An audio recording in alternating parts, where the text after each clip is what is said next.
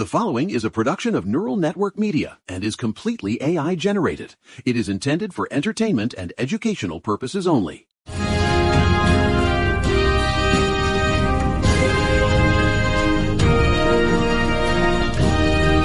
I gotta say, it is Monday, March 16th, 2026, and I am absolutely vibrating with the kind of energy you only get when you combine a 9 a.m. scotch with a hit of 99% pure medical-grade oxygen.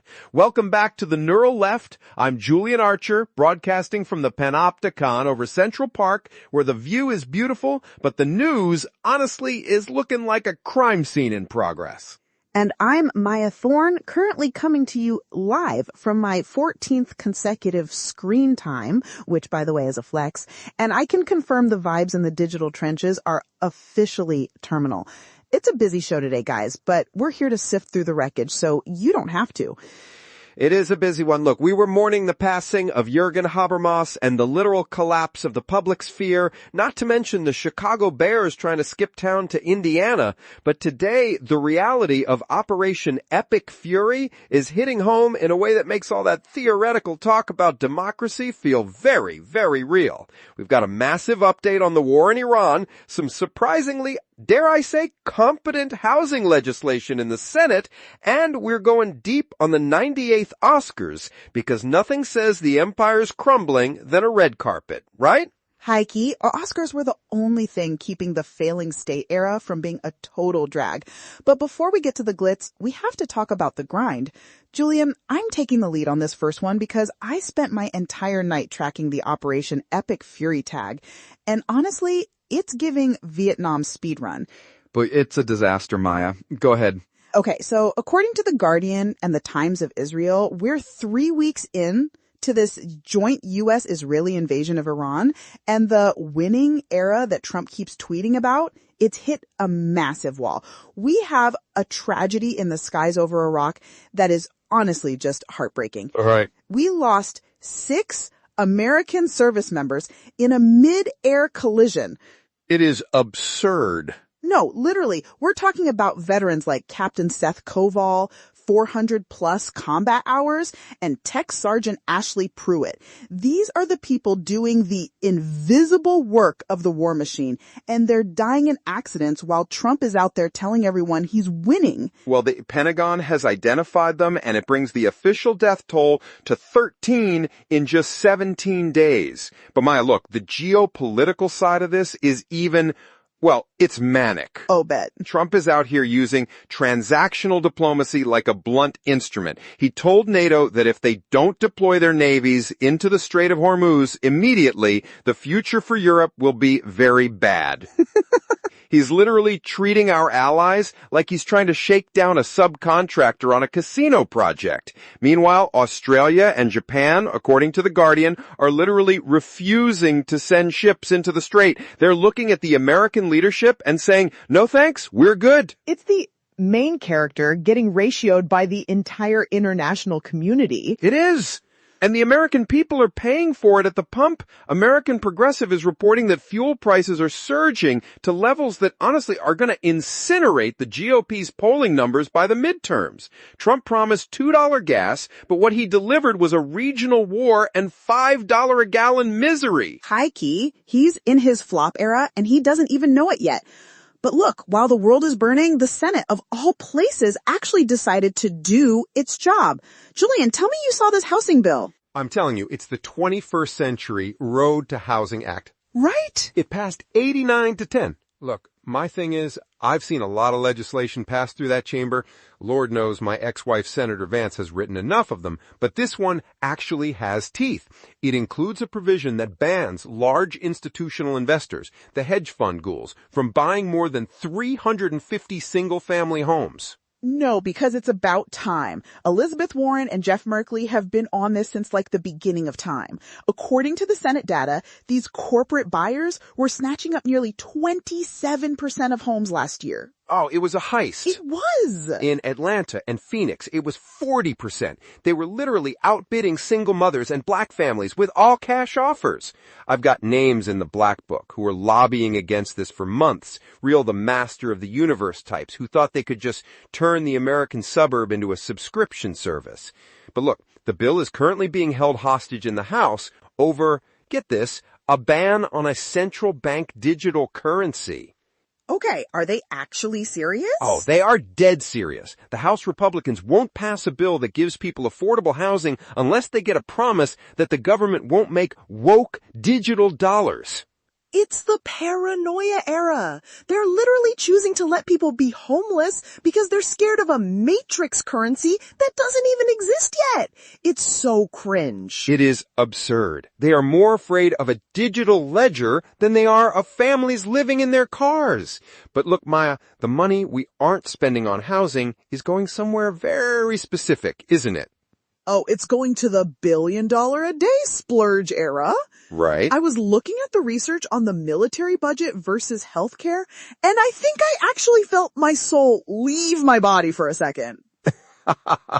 I've had that feeling since 2016, honey. You get used to it. Okay, but listen to these numbers from Jacobin and Common Dreams.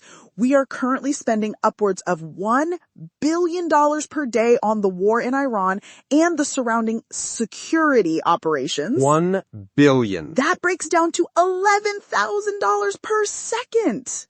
My God. And while we're doing that, 22 million Americans are watching their ACA subsidies evaporate. Right? There's this woman, Renee Rubin Ross, a mom in California. She reported her monthly premium went up $2,700. Oh, spare me. That's $32,000 a year.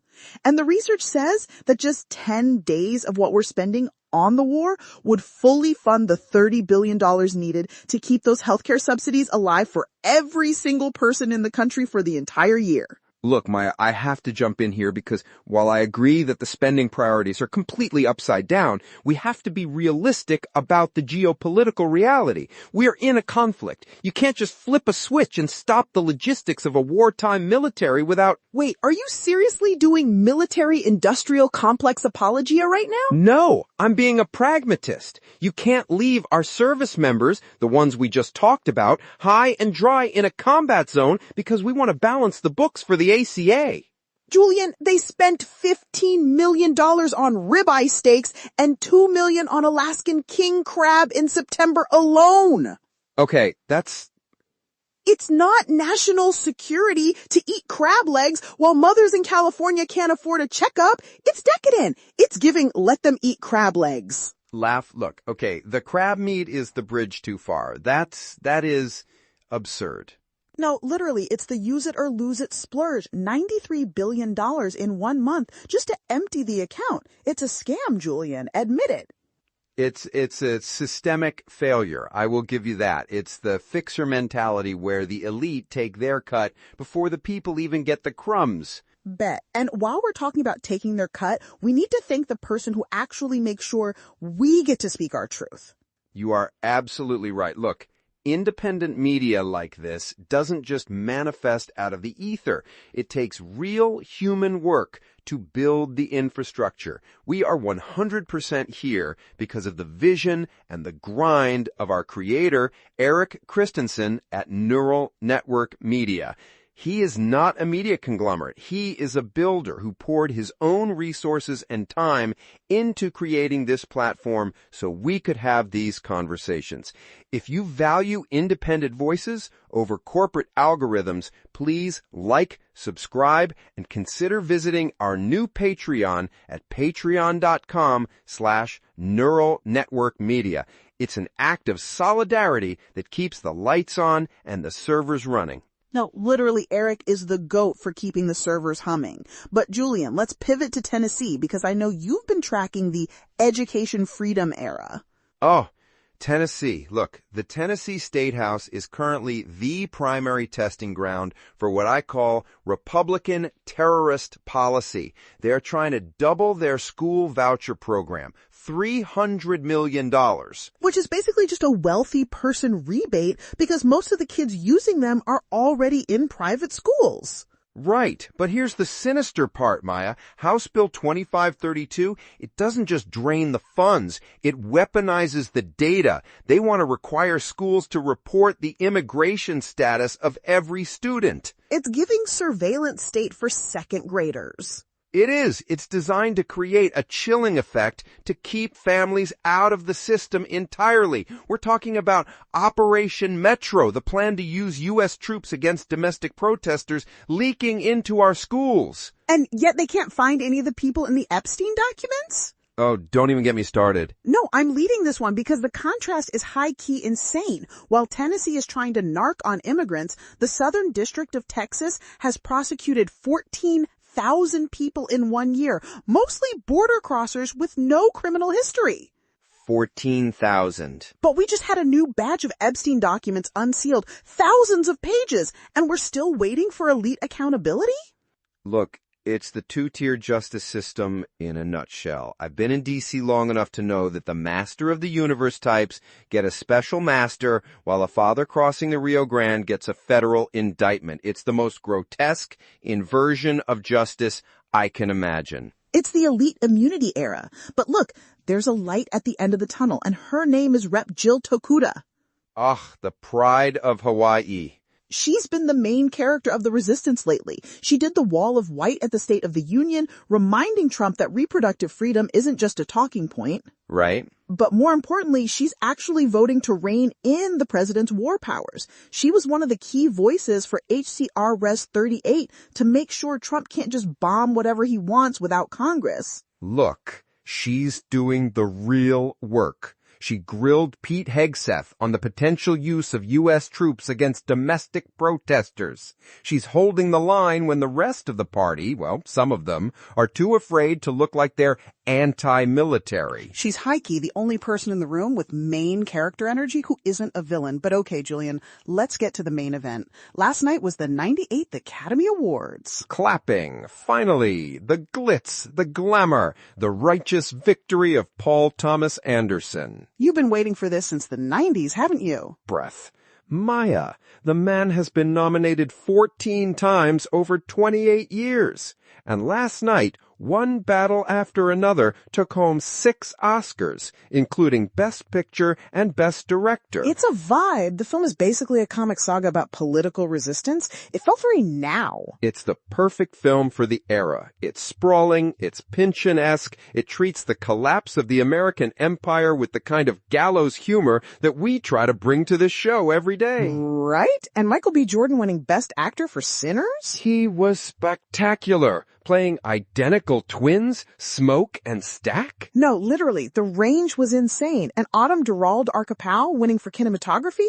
She's the first woman to ever win that. About time. But Julian, what did you think about Conan O'Brien's opening monologue? He didn't hold back on the chaotic times era. I'm telling you, Conan is a pro. He used the spectacle to critique the spectacle. He looked out at that room of millionaires and reminded them that outside those doors, we are in a frightening reality. It was a bit meta, honestly. Like, everyone's in their gowns and tuxedos while we're spending $1 billion a day on missiles. But that's the point. One battle after another is a movie about people trying to find meaning in a system that wants to erase them. It's the resistance sweep. Even Sean Penn won for Best Supporting Actor, playing the antagonist, Colonel Lockjaw, and he wasn't even there.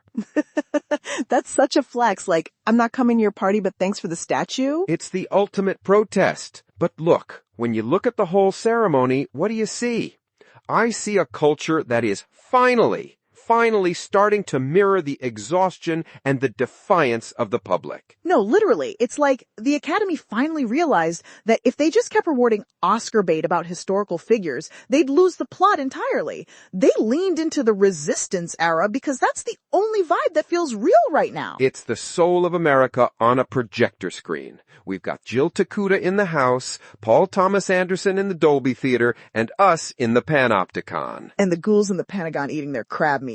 Oh, God, don't remind me about the crab meat. It's the ultimate flop for a nation that can't find $30 billion for healthcare, but can find $5 million for Apple products in a single month. It's peak decadence era. But look, Julian, we've covered the war, the housing, the schools, and the Oscars. I think the listeners' brains might be as fried as mine. Look, it's a lot to take in, but the takeaway, the rallying cry is this. The Republican terrorists and the corporate ghouls might have the checkbooks, they might have the missiles, and they might even have the Alaskan king crab. But we have the narrative. We have the truth. And as long as we keep showing up, as long as people like Eric Christensen keep building these platforms, they can't silence the soul of this country. Bet. Stay safe out there, guys. Don't let the algorithms win. I'm telling you, we aren't going anywhere. For Maya Thorne, I'm Julian Archer. This has been The Neural Left. Keep the oxygen flowing. Keep the scotch pouring. And for heaven's sake,